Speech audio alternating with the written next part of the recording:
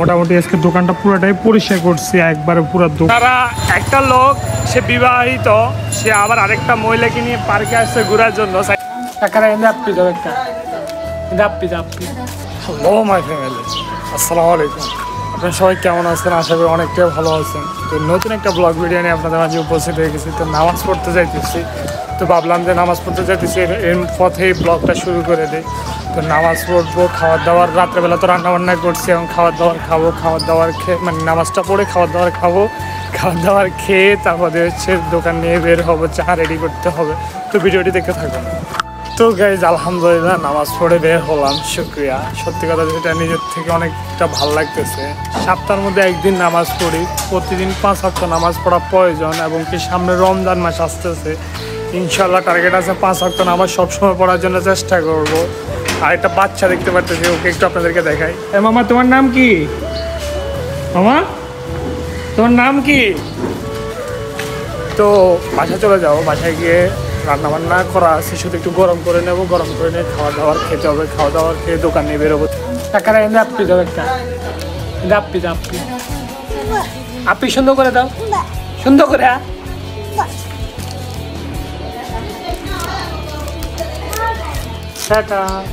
কাকা একটা আপনি কাকা আপনি দেখ, হ্যাঁ হ্যাঁ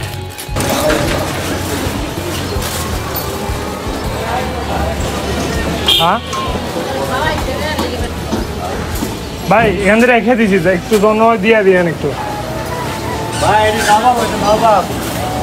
নবাবের কিছু না রে ভাই, আমার তো জবান আছে না, সাইডে কিছু না থাকলে একজনের কাছে ভিক্ষা খুঁজতে পারে না, তো ভিক্ষা খুঁজতে পারে না। না এটা নবাব।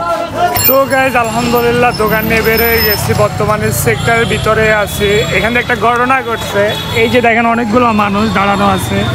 ওনারা একটা লোক সে বিবাহিত, সে আবার আরেকটা মহিলাকে নিয়ে পার্কে আসছে ঘোরার জন্য, 4 নম্বর সেক্টর পার্কে আসছে ঘোরার জন্য। তো পরে ওর যে বউ এখানে ছিল, দেখছে, দেখার পরে ওকে হাতে নাতে ধরছে। এটা নিয়ে এখন ভেজাল চলতেছে নাকি করতেছে, তো দেখলাম এটা। আর এখন মেন রোডে চলে যাবো আর লেট না করে, কারণ হচ্ছে প্রচুর পরিমাণে লেট করে ফেলছে। এখন এখানে যদি দাঁড়ায় টাইম নষ্ট করে লাভ হবে না। এমনি আসর নামাজের মানে আসর নামাজ হয়ে গেছে অলরেডি, টাইম কিন্তু পার হয়ে গেছে। তো লেট না করে দ্রুত মেন রোডে চলে যায়। তো ভিডিওটি দেখতে থাকুন। দোকানদারে চলতেছে, আর এই যে মিষ্টি পান সাজাইছি 2টা, আর এখানে রেট লাগানো হয়ে আছে দুটোটার। আর সন্ধ্যাবেলার নাস্তা নিছি, খাবো এখন। এই যে চা নিলাম আর হচ্ছে রুটি নিছি, এখন দুটোটা খাবো। খাওয়ার দাওয়ার খেয়ে তারপর দোকানদারি করবো রাত্র 12টা পর্যন্ত। সত্যি কথা যেটা বেচা কিনা আগের থেকে খুবই ডাউন। এই যে আপনাদেরকে দেখা দিচ্ছি যে জসীমউদ্দিন অবস্থা, একবারে মানুষ নেই বললেই চলে। এই দেখেন এই যে মানুষ একবারে নাই, দেখছেন। মোটামুটি দোকানদারি শেষ করে বাসার দিকে যাইতেছি। যা বেচা কিনা হয়েছে আলহামদুলিল্লাহ, মোটামুটি আজকে একটু ভালো বেচা কিনা হয়েছে।